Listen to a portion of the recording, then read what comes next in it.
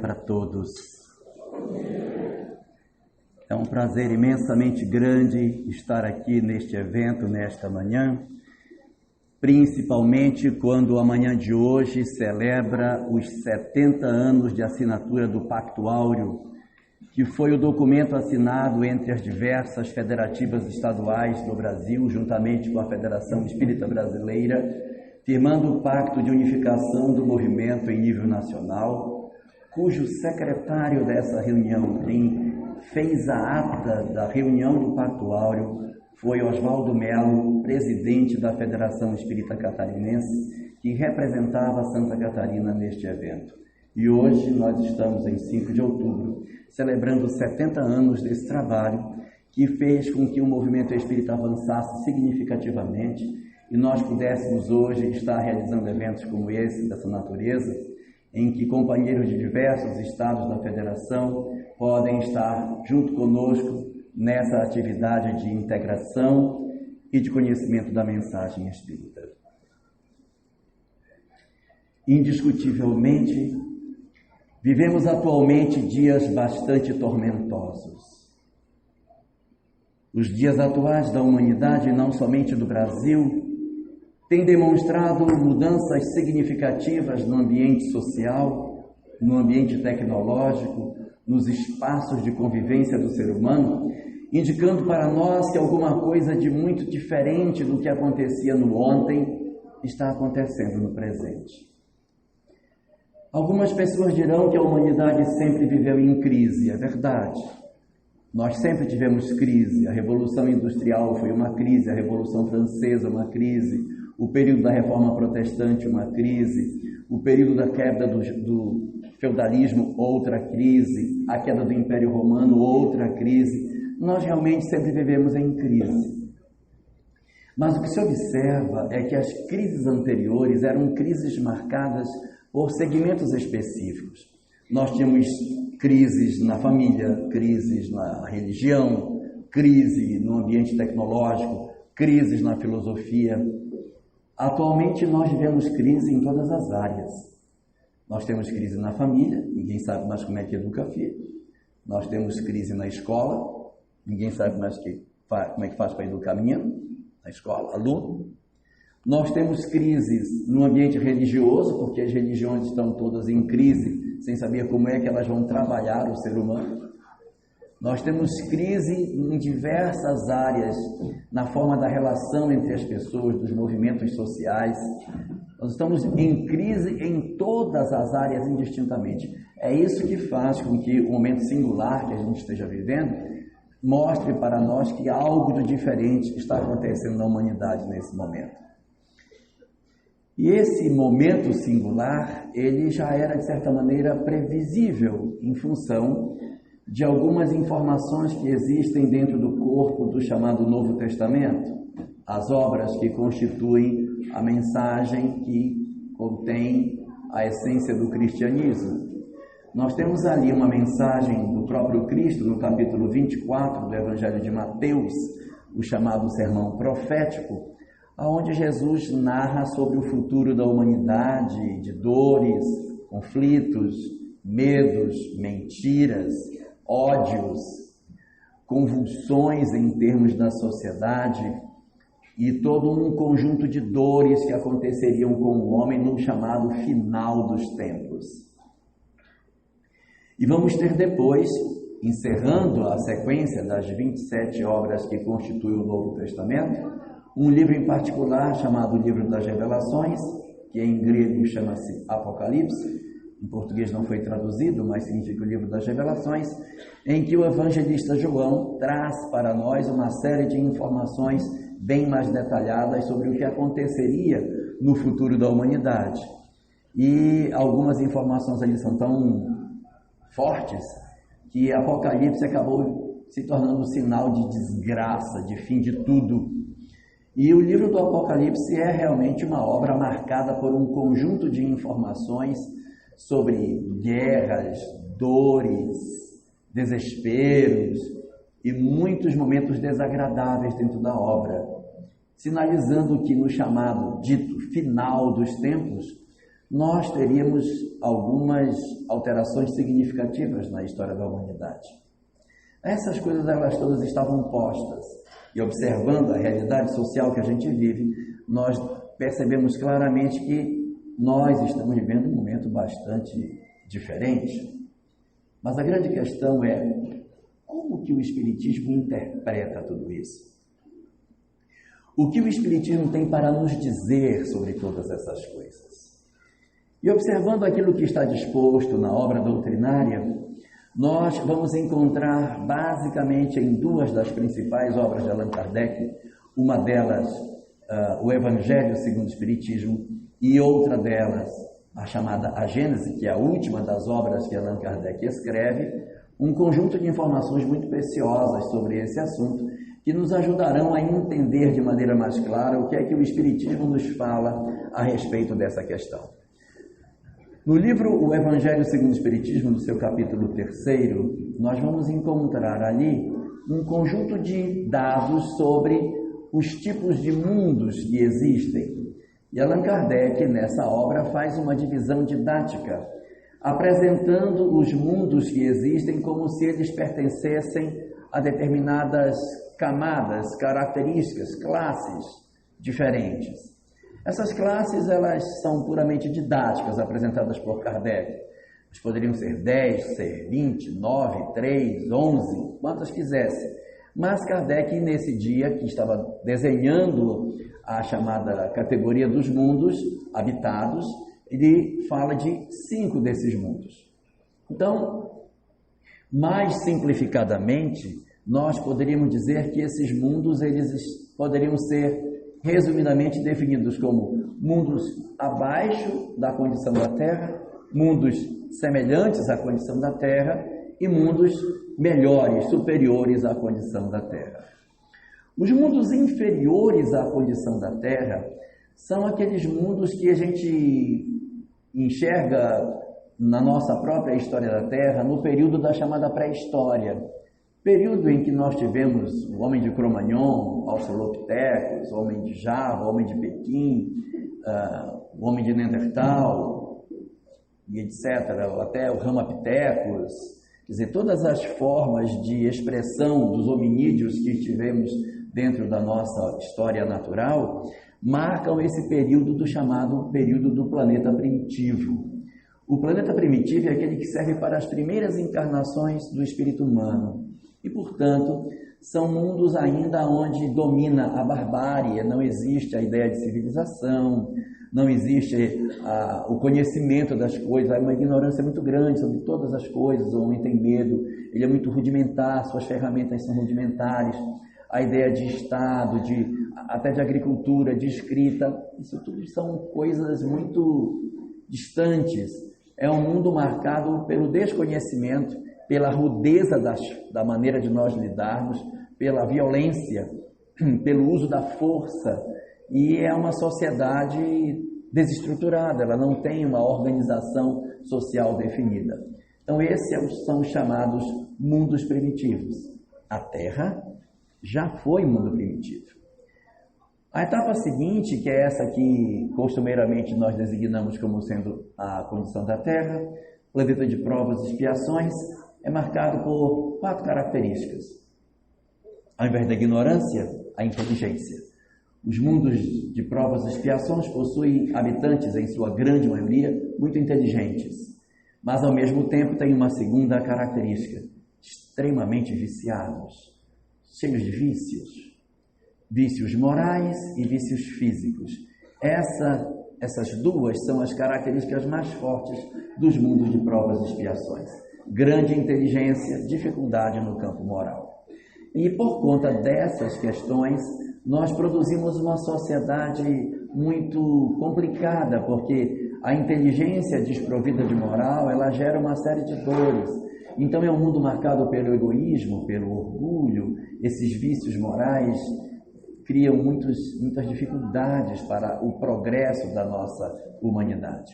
Uma terceira característica que a gente encontra nesses mundos de provas e expiações, além de serem inteligentes e viciados, é o fato de que essas sociedades, elas possuem uma dificuldade muito grande de manter o equilíbrio das suas relações sociais. Então, existem muitos conflitos, existe muito ódio, existem muitas feridas. A história desses planetas é marcada por muitas dores. E a quarta das características está colocada por Allan Kardec, diz que os espíritos de mundos de provas e expiações costumam ser espíritos exóticos. Quando a gente ouve esta palavra pela primeira vez, que os espíritos são exóticos, nós temos a sensação de que eles são estranhos, que eles têm 3 olhos, 5 bocas. Não é exatamente isso. Ser exótico significa ser de fora. Por quê? Porque os mundos de provas e expiações, eles possuem um tempo de história que costuma ser inferior ao tempo que o espírito leva para se despir das suas imperfeições. Então eles são exóticos porque eles são de fora, eles costumam migrar. Eles estão num planeta, atravessam o período de provas e expiações, e aí quando o planeta se transforma numa situação melhor, eles não têm a condição para permanecer nesse mundo transformado, eles migram para outro mundo, eles vão ser para outro planeta, e de lá para outro, eles costumam ser exóticos, porque o tempo para a transformação que nós levamos é maior do que o tempo que tipicamente os mundos levam para vencer a etapa de provas e expiações, ou seja, os mundos costumam avançar mais rápido do que os indivíduos. Então eles acabam migrando sistematicamente. E existe, além dos mundos semelhantes à Terra, os mundos que são superiores ao planeta Terra. Entre esses que são melhores do que a Terra, existe um que vem logo após o planeta Terra. São chamados de mundos de regeneração. Ao contrário do que a maioria das pessoas pensam, os mundos superiores à Terra, entre eles o mundo de regeneração, que é o primeiro dos 3 que se seguem, ele não é um mundo superior, ele não é ainda um mundo superior. O mundo de regeneração é um mundo onde você vai ter uma sociedade muito melhor do que essa. É um local que tem características muito típicas, mas que se assemelham em boa parte àquilo que nós já possuímos no planeta. A primeira característica desses mundos, chamados mundos de regeneração, é o fato de que esses mundos são habitados por corpos materiais. Os corpos, os espíritos habitam corpos nesses mundos que são muito semelhantes aos nossos. Não há nada de muito diferente. Não são mundos com mudanças grandiosas no sentido biológico, morfológico da nossa estrutura. Não, é muito semelhante àquilo que nós já somos. Agora, existe uma diferença muito grande, porque, segundo diz Allan Kardec, para esses planetas costumam ir os espíritos que já venceram as suas imperfeições. Então, eles ainda possuem defeitos, eles ainda possuem dificuldades, mas eles têm uma diferença muito grande em relação aos habitantes da Terra. Eles estão desejosos de mudar. Eles têm um firme propósito de vencer as suas más tendências, o que não é comum nos mundos de provas e expiações como a Terra, em que os espíritos resistem ao processo de mudança.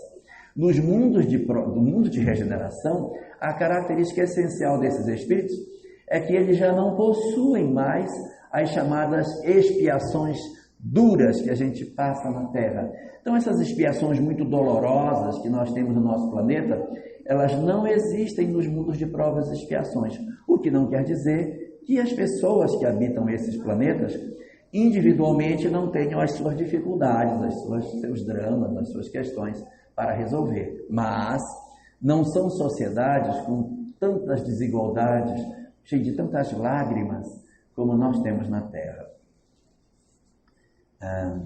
Uma comparação mais grosseira, nós poderíamos dizer assim: é um mundo onde as pessoas não passam fome e onde não tem a guerra. Quando nós vencermos a guerra e vencermos a fome, nós teremos vencido boa parte das dificuldades que ainda nos fazem ser o mundo de provas e expiações. Lá, determinadas doenças profundamente deformantes e que geram muitas dores, elas não têm acesso nesses planetas. Então, ele é um planeta com essas características. Uma terceira característica que eles têm é o fato de que eles são espíritos que, por conta dessa relação deles com a própria vida, eles possuem um vínculo com o Criador muito maior. A fé já os anima de maneira diferente. Enquanto no mundo de provas e expiações o homem resiste à ideia da fé ou tem dificuldade de se relacionar com Deus, interpreta de maneira equivocada a vontade do Criador, nos mundos de regeneração, essa relação do homem com o Criador, ela é muito mais franca, muito mais fácil. Então, existe todo um elo de vinculação entre eles. E uma última característica que esses mundos possuem é que os espíritos que ali habitam é formado por espíritos que, em que pese todas as conquistas que fizeram, são almas falíveis. Elas podem errar, elas podem tropeçar, porque elas estão em processo de reconstrução. Vejam que é o mundo chamado planetas de regeneração. Não é mundos de regenerados, mas de regeneração. Em que sentido?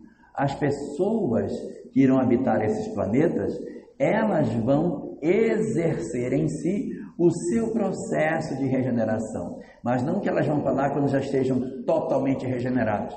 É ali naquele ambiente mais calmo, mais tranquilo, onde não vai existir tanta pressão espiritual, tanta presença do mal, e que eles então vão conseguir se superar e, vencendo essas etapas, seguirem para as instâncias superiores. O que nos fala a doutrina espírita é que os mundos, eles progridem nessa escala.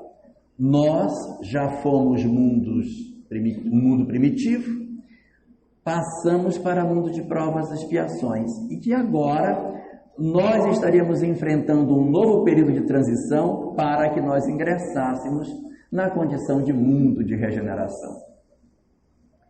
A grande questão é como é que isso acontece e o que a gente pode esperar no futuro, na medida que a gente tem essa informação. Bom, a primeira informação que a gente tem é que a transição de mundo de provas e expiações para mundo de regeneração será semelhante àquela que aconteceu de mundo primitivo para mundo de provas e expiações. As transições, elas não são abruptas, elas são lentas. Como foi que a Terra deixou a sua pré-história para ingressar na história? Foi de uma noite para o dia, em que nós dormimos homens da caverna e acordamos numa civilização toda cibernética? Não foi. Foi um longo processo de transformação em que, devagarinho, nós fomos abandonando determinados conceitos e abraçando novos. Aí, nesse longo período, desses vários milênios, os espíritos foram sendo trabalhados para que pudessem ser ou não aproveitados nessa nova etapa. Então, é um processo gradual, não existe um processo abrupto, não existe na visão da doutrina espírita uma chave de virar, em que nós vamos dormir demônios e vamos acordar anjos. Não vai acontecer. Nós iremos transformar o planeta num mundo de regeneração devagar. A velocidade dessa transformação dependerá de nós. Dependerá de nós. Se nós colaborarmos com essa transformação, ela se dará mais cedo, mais rápido. E nós certamente permaneceremos no planeta nessa nova etapa. Se nós formos indiferentes a essa transformação e não quisermos nos comprometer nessa mudança, isso poderá atrasar a transformação da Terra. E nós, talvez, em função da nossa indiferença, não venhamos a permanecer no planeta quando isto acontecer. E existe uma terceira situação, que é quando a gente, ao invés de apoiar e ajudar a transformação, a gente puxa para trás, tentando atrapalhar o progresso da humanidade. Quando você puxa para trás, atrasa mais, e nós, com grande chance, bastante chance, não ficaremos na Terra em função das nossas resistências ao progresso. Isso significa dizer que nesse grande mecanismo de aprimoramento dos mundos, de transformação dos planetas, existe um fenômeno que Allan Kardec trata na obra A Gênese, no capítulo 18, chamada as migrações espirituais. Nesse sentido, Allan Kardec diz que existem dois tipos de migrações que ocorrem nos mundos. Existe um tipo de migração que ele chama de migração individual, e existe um segundo tipo de migração chamada de migração coletiva. A migração individual é individual e a migração coletiva é coletiva, né? Como que se dá a migração individual? Migração individual é quando um espírito particularmente, ele é retirado da sequência de encarnações naquele planeta. Costuma acontecer a retirada dos espíritos nessa condição de migração quando eles são muito bons, eles estão acima daquilo que o planeta pode oferecer. Então, quando isso acontece, chega-se para aquele espírito e diz: ah, meu filho, você está bem demais para o planeta. Você aproveitou demais a encarnação. Você já não precisa mais permanecer neste mundo. Você pode passar a encarnar em outro mundo. E ele, então, pode decidir ficar ou decidir ir. É facultativo. Não é obrigatório que o espírito que tenha essa concessão obrigatoriamente migre. É o caso de Bezerra de Menezes, que, como nós sabemos na literatura espírita, recebeu a concessão de ir para outro mundo, mas preferiu permanecer no planeta Terra. Essas são as migrações individuais, quando o indivíduo se destaca muito positivamente, então ele sai e vai para outro mundo. Existe a situação inversa, que é quando o sujeito se destaca negativamente. Ele se torna muito difícil, muito endurecido, um espírito muito perverso, muito cruel, sanguinário, endurecido, que não aceita mudança. Estou falando isso, mas não é para ninguém pensar em ninguém de casa, isso não é cunhado, sogra, não é isso não. São espíritos difíceis, que quando encarnam, eles promovem convulsões na sociedade. O nome dessas pessoas, desses espíritos, estão nos nossos livros de história. São aqueles grandes tiranos que, quando encarnam, promovem violências, guerras, opressão. Então, essas almas que possuem graves conflitos, tanto na área religiosa também, líderes religiosos que trouxeram muita perturbação para o mundo, eles caem nessa categoria. Então, esses espíritos endurecidos, quando eles são muito difíceis, eles não migram do planeta, eles permanecem, só que eles mudam de condição. Eles passam a ficar no mundo espiritual, tendo um intervalo muito longo entre duas encarnações sucessivas. Eles ficam como que retidos, porque eles fazem tanto estrago quando eles vêm, que é conveniente que eles sejam guardados e que quando venha só um. Aí você tem aquele grupo de espíritos perturbados, aí você olha assim aquele monte e diz: não, agora está na hora de descer você. Vá, Gengis Khan. Aí o Gengis Khan vem. Aí, terminei, então agora volte. Átila, sua vez, venha. Porque se eles vierem todos de uma vez, eles vão provocar uma perturbação no planeta. Então eles têm que vir poucos, eles não podem vir. E o intervalo entre duas encarnações deles é muito longo, porque eles precisam de muito tempo para refletir. Mas eles precisam vir, porque essa encarnação ajuda para eles em dois aspectos. Para que eles possam ter a chance de mudar, que é lógico, e a segunda é para que, encarnando, eles esqueçam parte da loucura do que fizeram, porque é péssimo para o espírito no mundo espiritual ficar relembrando: matei, eu fiz. A encarnação, então, permite um esquecimento temporário. Então, para eles é um refrigério até do processo obsessivo que sofrem poder reencarnar na Terra. Mas, infelizmente, essas entidades, elas ficam retidas no mundo espiritual por muito tempo. Ou seja, essas migrações individuais só existem para os muito bons que saem do planeta. Os muito maus, Os chamados péssimos, eles não vão embora. Eles ficam retidos e encarnando na Terra com espaçamento maior entre duas encarnações sucessivas. Essa migração individual, ela existe em tempo qualquer. E diz Kardec que quando chega o período da chamada transição, pode se preparar porque vai acontecer o outro tipo de migração, a chamada migração coletiva. Diferentemente da primeira, na migração individual saíam os bons. Na migração coletiva, saem os maus. Essa é a diferença. Segunda diferença, na migração individual, ela acontecia a qualquer tempo. A migração coletiva, só em tempos de transição. Terceira diferença, na migração individual, ela acontecia e a pessoa que recebia a notícia da migração decidia se ficava ou não. Essa ele não decide nada, ele vai. Então, as almas endurecidas, elas vão migrar em função do que? A Terra vai melhorar e determinados espíritos não poderão mais encarnar na Terra nesse período. Então, eles vão migrar para outros mundos. Não é maldade, não é perversidade, não é castigo. Isso é do processo natural. Quando um aluno não alcança a média e ele fica reprovada ou reprovado, a professora não está castigando. Eu vou te castigar, viu? Vai reparar de novo. Não é por maldade, é porque ele precisa repetir aquela experiência, aquele aprendizado para que ele cresça. Então, todas as vezes que um espírito não consegue aproveitar o espaço de tempo para a mudança, ele é levado para outro lugar para que ele consiga fazer o seu processo de transformação no outro canto. Isso aconteceu na Terra quando nós começamos a nos tornar mundos de provas e expiações.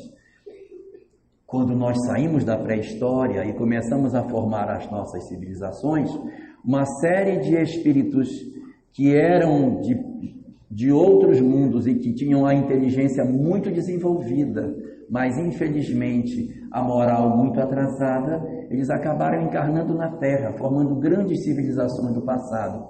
Os egípcios, os sumérios, os gregos, os romanos, chineses, hebreus, hindus, tantos povos antigos que constituíram a base da civilização e tinham construções geniais, ideias incríveis, a forma como eles interpretavam a vida. Como é que esses homens eram tão geniais naquela época?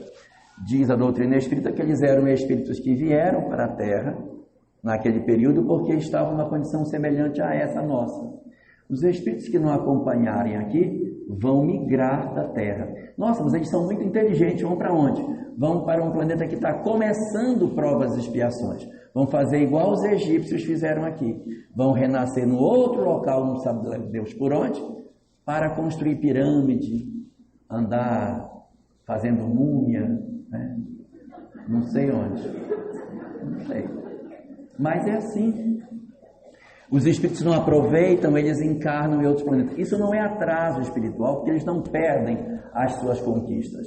E esses espíritos, eles ficam nesses mundos até que eles se sensibilizem, até que eles sintam a necessidade da mudança. Aí, então, eles percebem que precisam se transformar e aí voltam aos seus mundos de origem. Então, aqui não é nenhum tipo de degredo permanente, nada disso. Eles vêm para cá, na medida que eles têm a mínima condição, eles retornam. Porque eles deixam todos os seus amores nos mundos de origem. Eles vêm sozinhos.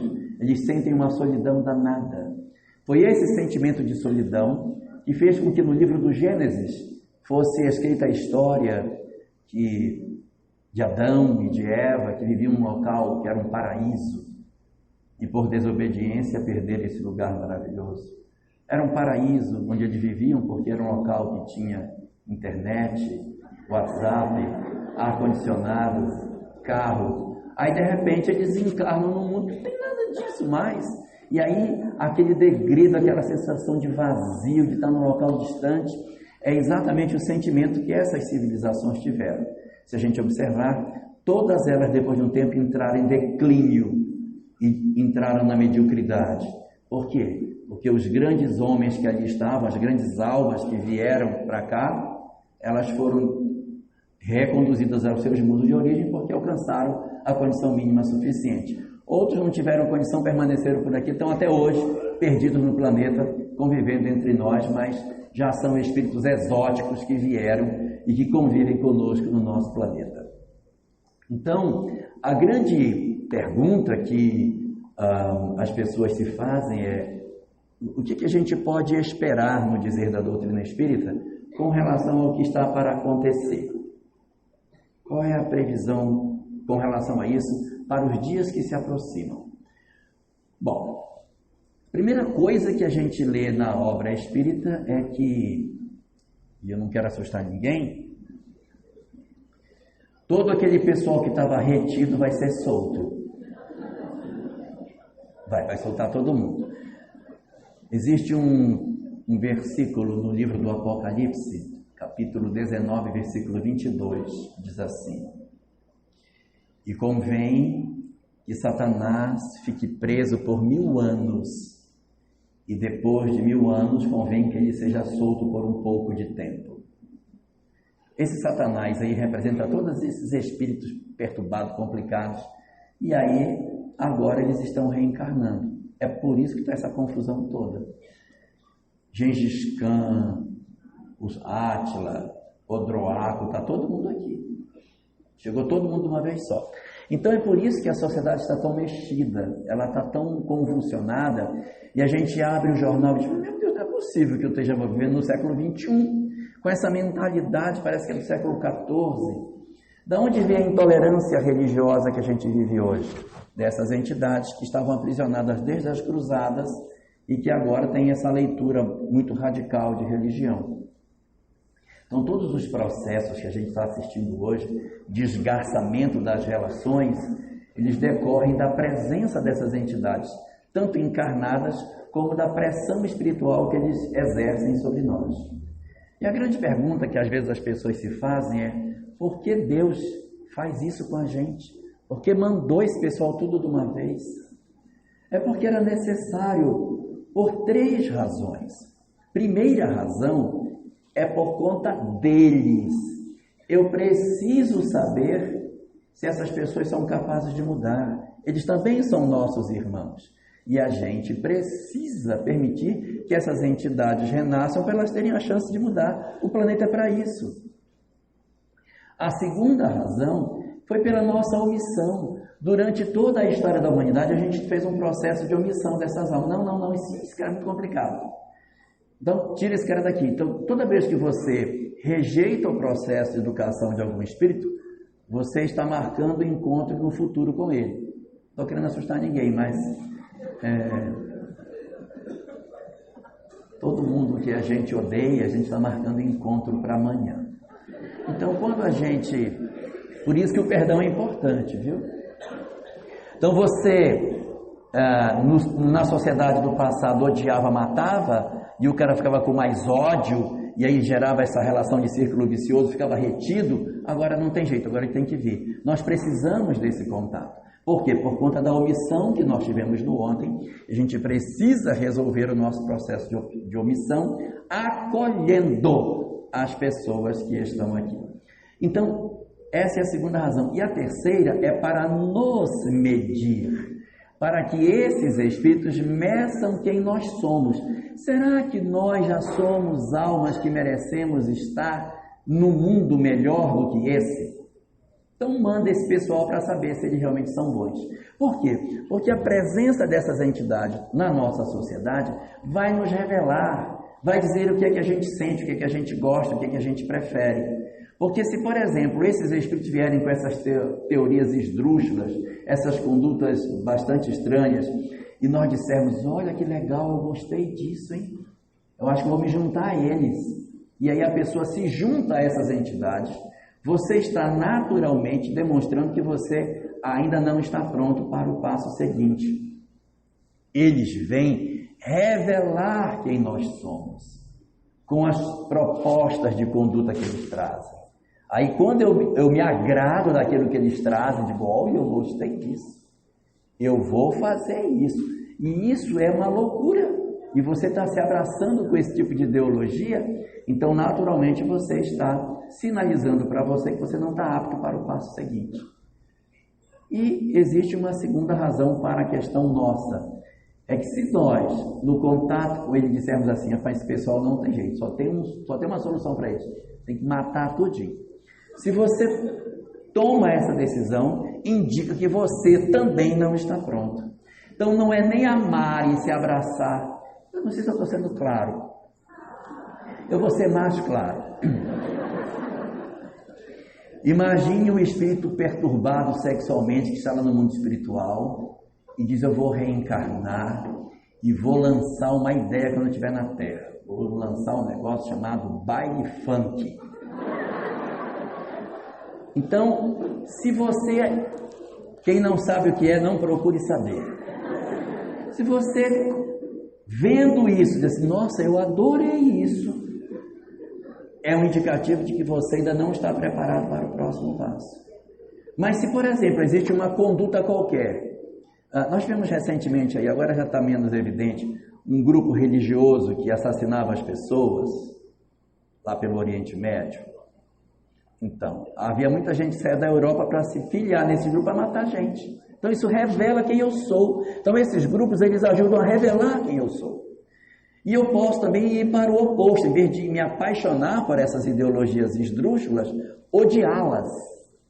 Odiá-las é tão penoso, é tão nocivo para nós quanto abraçá-las. Então, quando eu nego essas ideologias, odeio, quero matar todo mundo, eu também estou me revelando. Nós temos que encontrar a terceira via, que é o acolhimento, tentar viver em harmonia. Não tem jeito. Eles fazem parte da história da Terra. E aí a gente precisa trabalhar exatamente para que a gente compreenda o que vai acontecer especificamente conosco. E existe muita gente que diz assim, ai, mas vai demorar quanto tempo isso, pelo amor de Deus? Vai acabar agora, vai demorar muito, vai demorar pouco? E nós, os espíritas, para onde é que a gente vai? Eu não sei porque os espíritas têm uma tendência danada de se vitimizar, né? Aí fica, ai, eu sou um coitadinho, eu sou uma pulguinha. Então, assim, isso é uma falsa modéstia. Aí diz assim, porque eu, quando desencarnar, eu sei que eu vou ser exilado. Gente, menos. Não é verdade. Não é verdade. Nós não temos o perfil das almas que serão exiladas. Nós não temos o perfil. Por quê? Porque se a gente for observar as características do mundo de regeneração, elas são características muito típicas de alguém que se aliançou com a proposta espírita. Por quê? Os corpos são materiais, são pessoas falíveis, está desejoso de mudar e tem uma relação ligada com o Criador. Uai, o que é isso? Não somos nós? Porque a gente fica às vezes com aquela ideia meio piegas de que quando chegar a transição vai embora todo mundo gritando, gemendo, com o braço levantado. Isso não é verdade. Irão sair espíritos da Terra? Vão sair. Mas o que é que Kardec diz com relação a isso? Que os que vão sair da Terra são os espíritos maus não tocados pelo bem. O que é um espírito mau não tocado pelo bem? É um espírito que ele é mau e ele não é tocado pelo bem. Isso não é a nossa característica. Não é. Nós podemos ser maus, mas nós somos maus tocados pelo bem. Por quê? Porque a gente até faz coisa errada, mas a gente lamenta, a gente tem arrependimento. O mal não tocado pelo bem é aquele assim, fiz, gostei do que fiz, eu vou fazer de novo. É esse o que migra. Os espíritos endurecidos é que migram. E nós não somos o perfil daqueles que vão migrar. Então, na hora que acontece a transição, abrem-se as portas do mundo espiritual inferior e uma série de entidades perturbadas ingressam na Terra para exatamente terem a chance de se modificar e nos testar. Beleza. Mas para nos ajudar, também vêm espíritos superiores, que também ninguém ia aguentar. Se viesse todo mundo só de um lado, fica ruim. Então, vem também algumas entidades superiores para ajudar. Mas não nos enganemos, não serão muitos. Ninguém pensa que vai descer 1 bilhão de espíritos superiores. É loucura, não vai acontecer. São poucos, Porque quem tem que fazer a mudança somos nós, não são eles. Porque se eles vierem aos bilhões, aos milhões, eles vão fazer, a gente vai ficar só assistindo, então não faz sentido. Eles vão vir? Vão. Até já estão entre nós, mas eles não são tão numerosos quanto a gente pensa. Talvez eles sejam apenas milhares ou centenas, porque nós é que precisamos fazer o trabalho. Só para dar um exemplo, foi suficiente ter um único homem, Paulo de Tarso, para que o cristianismo fosse difundido no mundo inteiro. Um homem, eu disse um, não foram dois. Um homem foi suficiente para divulgar o cristianismo, que só chegou até hoje, até nós, por causa de um homem. Gandhi libertou a Índia. Não precisou dois, só um. E ele transformou a história. Então nós não precisamos de milhões de espíritos superiores. Eles precisam vir para ajudar, mas nós seremos os grandes condutores dessa questão. Então essa ideia de achar que os espíritas são os primeiros da fila, ela não é a mais correta, não. Outros deverão ir na nossa frente. Eu posso até ir, mas se chegar lá eu vou perguntar por um monte de gente. Cadê fulano? Porque eu vou, mas quero saber onde ele está. Por quê? Porque na verdade nós somos a característica dos espíritos, estão tentando se transformar. O fato olha as nossas vidas, o que nós fazemos não é característica de espírito para migrar.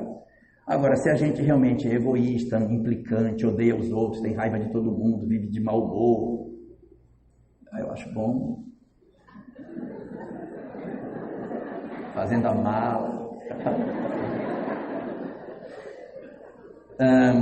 E existe uma questão que as pessoas questionam muito, é quando que isso vai acabar?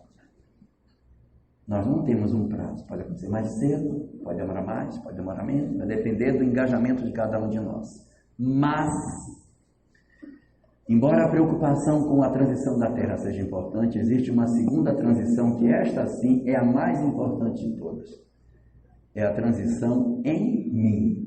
A grande pergunta não é quando que o planeta Terra será um mundo de regeneração. A grande pergunta é quando eu serei o espírito de mundo de regeneração. Eu tenho que perguntar é para mim. Eu quero saber quando é que a transição acaba em mim e não no planeta. Porque se ela demorar muito tempo, não vai me importar. O que importa é que eu em mim, eu me transformei. Para que a gente não tem que ter preocupação com o coletivo, tem que ter preocupação com o outro, preocupação com a natureza, uma transformação moral, luta contra as más tendências, tudo isso. Mas é preciso que eu perceba que a mais importante transição é a que acontece dentro de mim. Se o planeta demora demais para fazer a transição, o problema é dele. Eu saber quando foi que eu mudei, quando foi que eu fiz a mudança. E essa mudança é uma mudança que ela não é em coisas grandiosíssimas, ela é nas coisas mais miudinhas da nossa vida, onde a gente faz as maiores mudanças, dentro de casa, nas relações familiares, e ali a gente vai mostrar as transformações morais que a gente tem para fazer. Então, dentro desse cenário grandioso, que a gente indague a si mesmo se a gente já está vivendo num ambiente interno de regeneração, se nós já somos um espírito dentro dessa ótica de vida. Porque se nós avançarmos assim e nós não desencarnarmos e ficarmos na Terra, nós vamos ajudar os que ficaram para trás. Nós vamos sofrer? Vamos, mas vamos ajudar os outros. Se a gente se demorar e a gente desencarnar, também não tem problema, porque a gente já vai para o mundo espiritual ajudar as pessoas que estão na Terra. O importante é nós garantirmos a nossa transformação para a nossa própria felicidade. Então, a dinâmica que o Espiritismo nos apresenta é exatamente essa, a de uma transição lenta, gradual e positiva, extremamente interessante do ponto de vista de transformação e evolução da Terra. E só para terminar, eu quero lembrar que no livro do Apocalipse as pessoas se focam muito nos aspectos negativos, das dores, do sofrimento, mas o livro do Apocalipse é, na verdade, a história da vitória do bem sobre o mal. Porque o livro trata exatamente de toda essa saga de sofrimentos, mas qual é o final da história? O final da história é a vitória do bem. É que Deus reunirá no seu seio os seus filhos e constituirá na terra um local maravilhoso para se viver, com todas as almas identificarem as suas vidas com o bem. Essa é a verdadeira história do Apocalipse. Deixemos de olhar para o Apocalipse como sofrimento, igual a gente olha para a Semana Santa sem enxergar a ressurreição, só a crucificação. Deixemos de olhar para isso e pensemos, a proposta do Apocalipse é um mundo melhor, um mundo muito positivo, muito bom, para onde irão todas as almas que forem boas. Então, dentro dessa questão, desejo a todos nós que a gente faça um excelente exercício de transformação e que nós consigamos permanecer no planeta para aproveitar tudo de bom que a Terra há de nos conceder. Muito obrigado.